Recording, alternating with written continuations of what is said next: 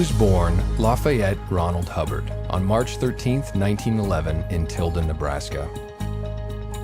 He spent his formative years in a rough-and-tumble Helena, Montana, where he rode barely broken range broncs at the age of 3.5. As his mother was that rarity of her time, a thoroughly educated woman, he was also reading well beyond his years: philosophy, science, and the pillars of Western literature, all in an effort to satisfy a rare and abiding curiosity. As his father was a United States naval officer, he was further afforded a then rare opportunity to travel, crisscrossing America's diverse communities in the teens of the 20th century. At the age of 12, he entered the Boy Scouts, first leading his troop to victory in a regional scout advancement competition, then representing scouting to United States President Calvin Coolidge. But it was his 21 merit badges that most distinguished L. Ron Hubbard at this juncture of his life. For just days beyond his 13th birthday, he became the youngest Eagle Scout in American history. It was another distinction entirely, however, that set him on the first leg of his life's course. Specifically, when an American naval officer who had studied under Sigmund Freud introduced young L. Ron Hubbard to the theories of psychoanalysis. Although left with many unanswered questions, here was the moment when his enduring interest in unraveling the mysteries of the human mind was born. His father's naval career provided the next avenue of inquiry, in particular, a Far East assignment allowing the 16-year-old L. Ron Hubbard a chance to visit Asia.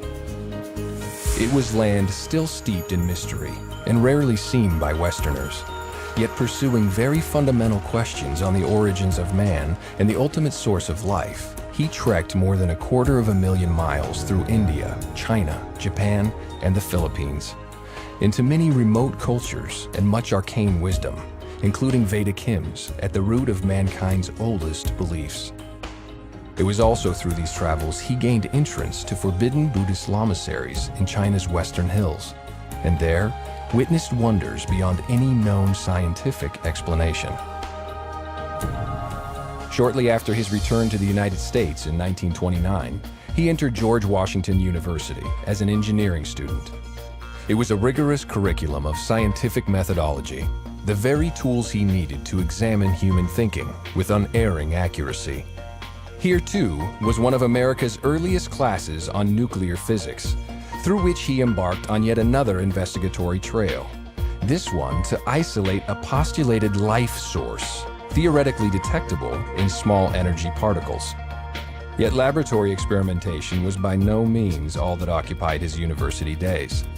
Beginning in June of 1932, he organized the first of several expeditions to remote and primitive lands. Initially, a 5,000-mile voyage into the Caribbean, where he mingled with a people predating Columbus by at least 10 centuries. Next came Puerto Rico, where he not only conducted one of the island's first complete mineralogical surveys, but also studied yet another ancient culture deep within the hinterland. Then, taking his thirst for adventure to the skies, he became America's 385th licensed glider pilot. Heralded by newspapers of the day as Flash Hubbard for his aerial antics. While as a barnstorming sensation of powered flight across rural America, he mixed with still another slice of society. Then, leaving university in the depths of the Great Depression, he began his career as a professional author, turning his true-to-life exploits into high-action tales for magazines of the day. Tales of adventure, tales of intrigue, science fiction, fantasies, westerns, and even the occasional romance. As an undisputed legend of American pulp fiction, L. Ron Hubbard wrote it all. Indeed, with more than 300 novels and novelettes to his credit, so prodigious was his output, he was eventually authoring stories under 15 pen names, and so filling whole magazines with his work. He was also scripting matinee blockbusters for Hollywood, and otherwise leaving an indelible stamp as an author whose career would span 50 years. Then, just as exploits fueled story ideas, so his stories funded still more exploration, until he was regularly crisscrossing the country to live extreme adventures and mix with people as far afield as Native American tribes along the Alaskan Panhandle. In recognition of discoveries in the field, he was further honored with a place in the prestigious and invitation-only Explorers Club, and so went on to captain expeditions beneath 3 club flags. But the real point of such adventures was the fact he was mixing with life to fathom life. The first decisive breakthrough came in 1937, when he isolated the single common denominator between all living things, a dynamic principle of existence. It was recorded in a manuscript entitled Excalibur, and presented the basis for all future research into the mind and source of life. But then came an interruption to that research, the Second World War. As he had since earned a rare Master Mariner's license to captain any vessel in any ocean, he received numerous recommendations for commission as a naval officer. In particular, he was described discreet, loyal, honest, and without peer in the art of getting things done. So it was, Lieutenant L. Ron Hubbard commanded warships in both the Atlantic and Pacific. He was highly decorated for duties under fire, and ended his service in a military hospital where he was treated for wounds suffered in combat. But that's also where he embarked on his final road of discovery. Working with injured servicemen who had failed to recover despite intensive medical care, he began employing all he had learned through the previous decades, spiritual principles from the East, as well as scientific methodologies from the West. What he then discovered were mental factors inhibiting recovery and preventing medicines from taking effect. And when in fact those mental blocks were addressed, the medicine began to work, and patients swiftly returned to health. He then continued refining procedures on people from all walks of life, actors and writers in Hollywood's film community, street gang members whom he treated as a special officer with the LAPD, even deeply troubled patients at a Georgia institution.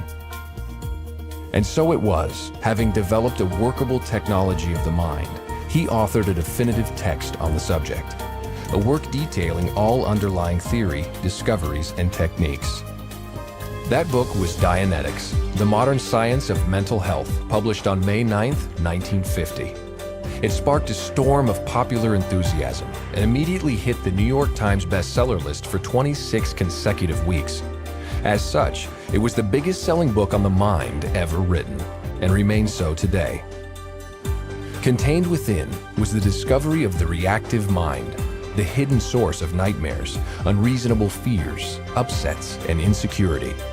Yet L. Ron Hubbard never considered Dianetics an end to his research, but rather a stepping stone to the discovery and isolation of that long elusive life source. And indeed, the techniques of Dianetics provided the means by which practitioners soon began discovering past lives. Pressing application and research even further came the accomplishment of what is known as exteriorization, demonstrating the spirit was indeed separable from the body and mind. The Scientology religion was born.